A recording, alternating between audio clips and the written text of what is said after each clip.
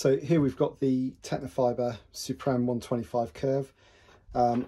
Really great racket, used by Mustafa Asal at the moment, who's one of the very top players in the world.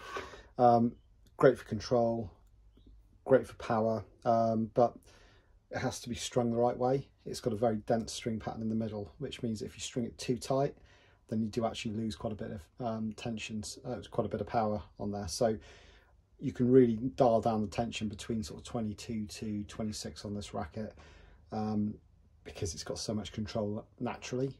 This one I'm going to be stringing at 25 pounds, and I'm going to be using Tecnifibre 305 1.10, so the super thin one.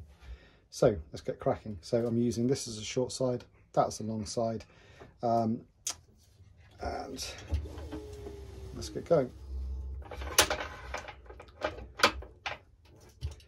So just a little reminder, because you're using a thinner string, just make sure you get the clamps adjusted accordingly so that they're not too loose when they're gripping. Nothing worse having slippage on there. Just being a little bit more careful probably with this string than normal. But yeah, this string's really good.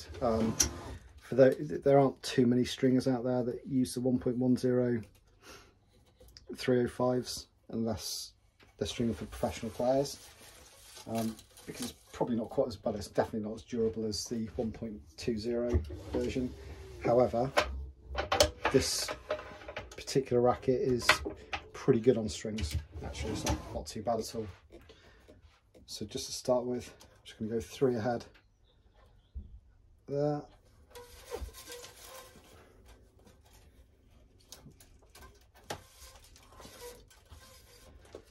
And then we come to what I'm using as the short side, and this may have been mentioned before, quite often the short side is normally that side, but especially for the purpose of videos, I like to use the short side on this side. Just one of my things. Some rackets where it makes a real difference, some of the Dunlops for example, you'll need to have the short side on the other side, because it's where the grooves line up on some of their bumper strips and the grommet strips. But most rackets are fairly universal and will allow you to do it either way, so it does come down to personal preference to a certain degree.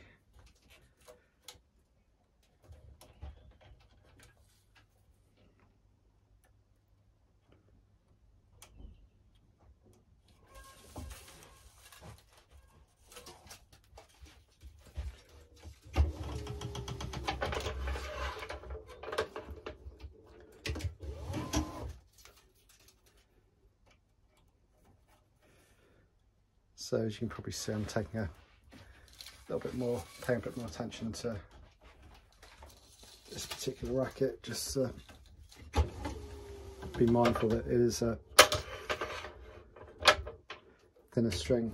So what you don't want to do with these thin strings is to scratch or snag them at all.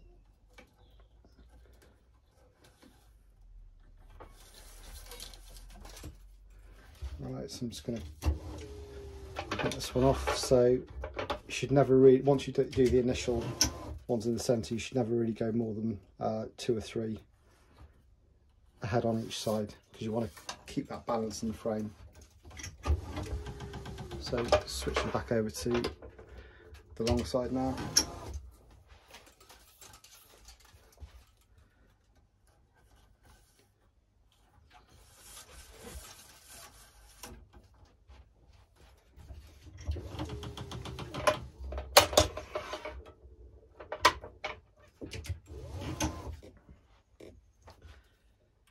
Yeah, if anybody hasn't tried this racket out, I'd encourage you to do so. But as I think I mentioned beforehand, it's important to get the tension right, because if you have it strung too tight, you really don't get the benefits of this racket. So having it nice and tight is the main thing really. So this is the last main on the long side. What I'm going to do is just leave a little bit of a gap here, which I'll probably do that much. So normally clamp it up there, but I need extra room for what I'm going to do in a minute.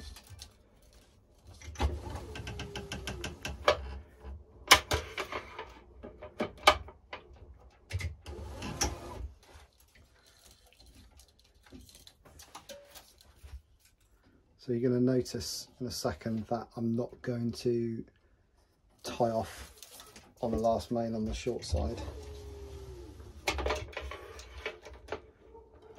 What I'm going to do is I'm going to leave myself enough space to use the remaining bits of the string to cover the last two crosses, sorry, the first two crosses on the mains.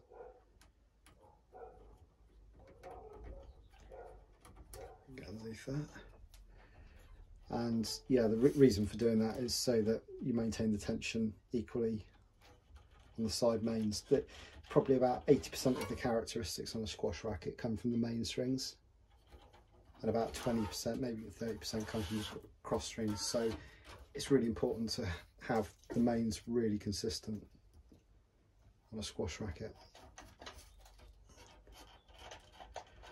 So all I'm going to do now is just bring this through.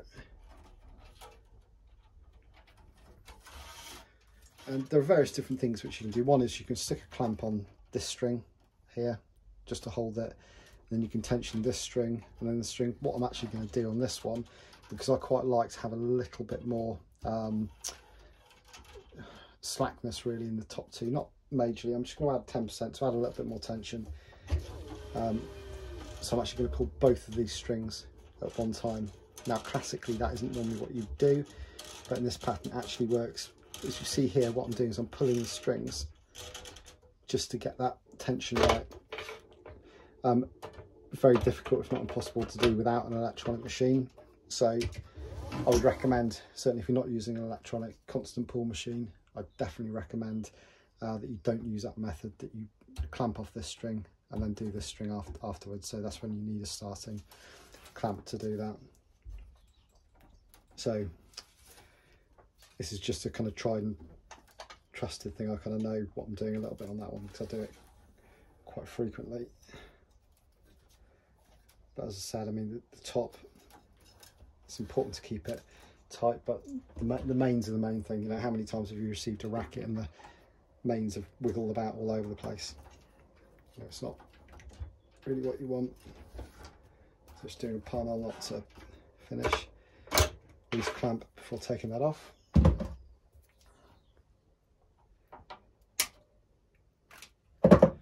I'm just going to retension just a little bit. Just going to be lost a little bit before then. So just get that tension back in.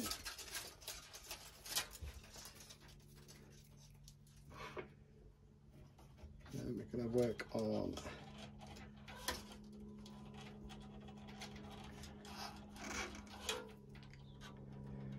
doing the crosses. Again, so you can see here, I don't know if you can see here, but the string's gone just over the teeth there. Keep an eye on that, move it down, because the last thing you really want to be doing is snagging the string, especially when it's thin, on the teeth. So just be really mindful of where you are. So now we're just going to release this one, because I've got it clamped off here. So I'm sliding the string through as opposed to weaving it. I'm going to show you, as I quite often do, two methods. One is just to slide it across, nice and easy, and the other, just do some finger weaving. So I'm not going to pull both these strings at once. What we do on the cross is we string one ahead, because basically get less friction coming through. So I'm going to pull tension on this one, clamp it. Again, especially when you're using a thinner string, which has got less strength in it, less durability, it's really important that you give it as much chance for durability as possible. So that's why when you're pulling through, do it a little bit slower perhaps, but also just make sure that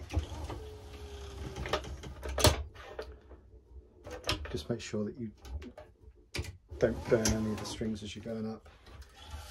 So you see, just moving it up, a little bit slower than normal. I think this racket will probably take me somewhere between sort of, I don't know, 17, 18 minutes to do in total. I think if I'm going quick without talking and demonstrating, then it's probably a 12 to 14 minute job.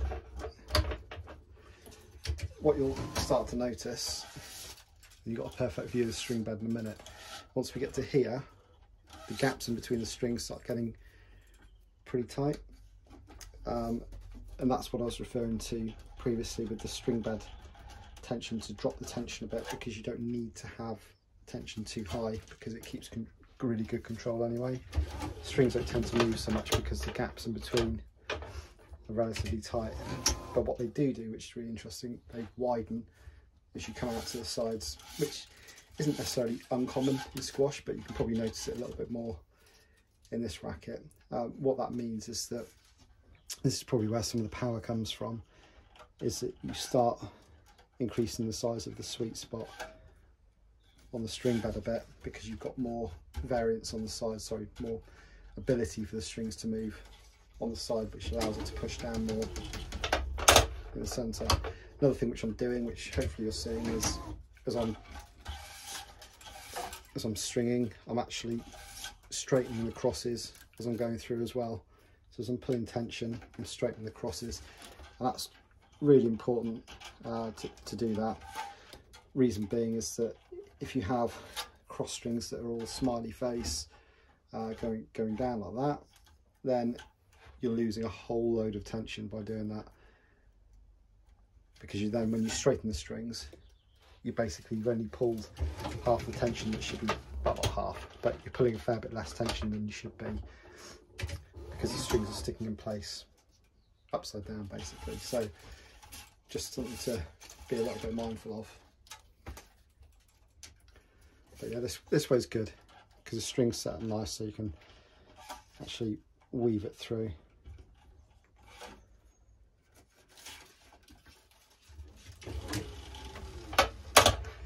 Another thing with the Tecnifibre strings, especially the thinner ones, is make sure you get the strings in the position that you want, which is nice and straight, as soon as you can, because Tecnifibre strings, same as many other waxy multi-filaments, what they do, if you leave them without moving the strings back into the normal position, if you leave them for too long, they notch up and then become very, very difficult to get back into place. It's a bit like a kind of string memory type thing. What you want is to have them notching, getting into position, so when you hit the ball, they slide straight back into where that little notch is, that position. Very different with Ashaway strings actually, because Ashaway strings are more rough, they don't tend to notch quite as much, so the strings move about a bit, and what you'll find with Ashaway strings is that players are constantly left with rackets with strings that are kind of all over the place a little bit, and having to move them back in, or some players don't really care about that. Very, very different string qualities. These are probably more elastic, they move back in, they snap back into position quicker, whereas the Ashaways are a bit more grippy, so once they move, they stick in that position. So it's not always the stringer's fault if you've got strings that don't move back into position. Quite a lot of the time it's just the type of string, it's the type of composition, but certainly with Tecnifibre strings, if it's strung right, no matter how loose or tight, it's very rare for the strings to be all over the place. You might get it after a bit of a mishit or after a bad shot, but they tend to move back into position pretty comfortably.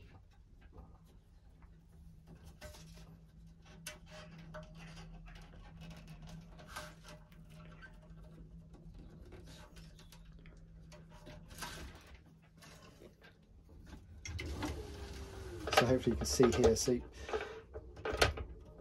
it's pretty narrow, it's pretty tight spaces. This is probably one of the better rackets for demonstrating this.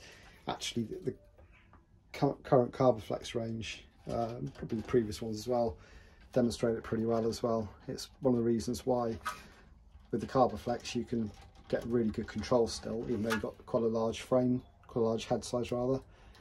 It's because of how the string pattern's laid out.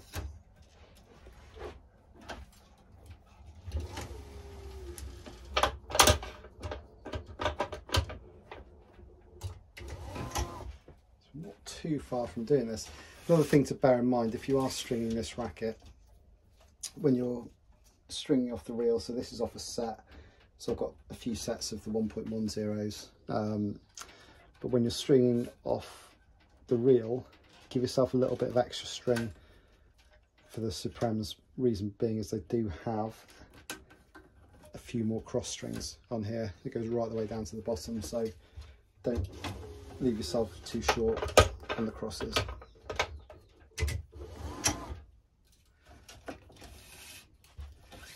You might wonder why I didn't use the Diablo then too. Well, I'm not sure if you can see, actually I didn't actually use the Diablo to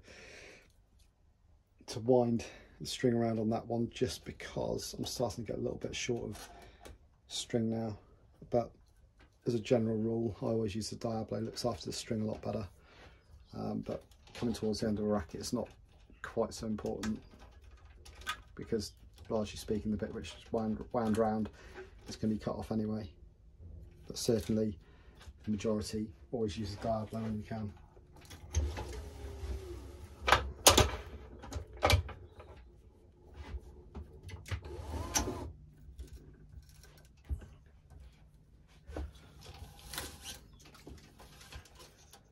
Okay, so just add a little bit of extra tension to the bottom for the tie off.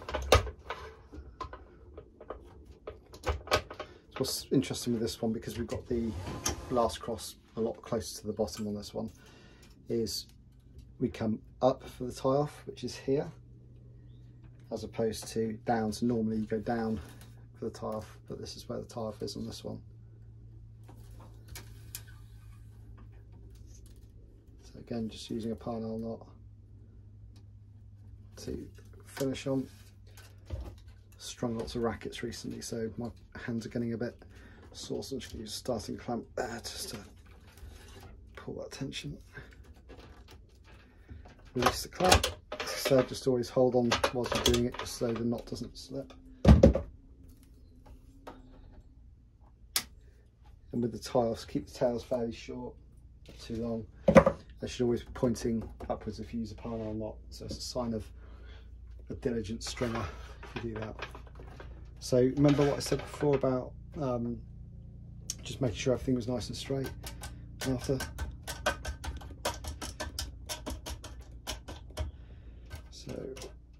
So sometimes just look at it side on to see how straight it is. You can always make minor adjustments with the fingers after, but get these in position as soon as you can, just to alleviate the strings notching out of position.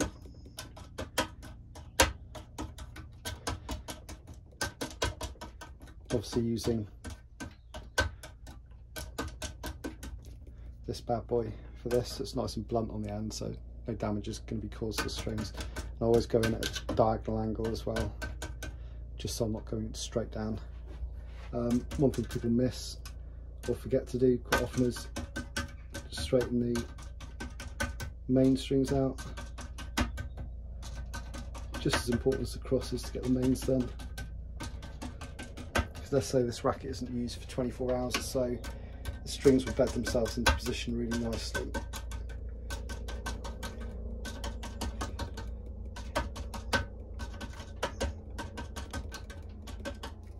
That's probably about right, and that's, I don't know, 17-18 minutes or so to string. Anyway, that's the Suprem Curv 125.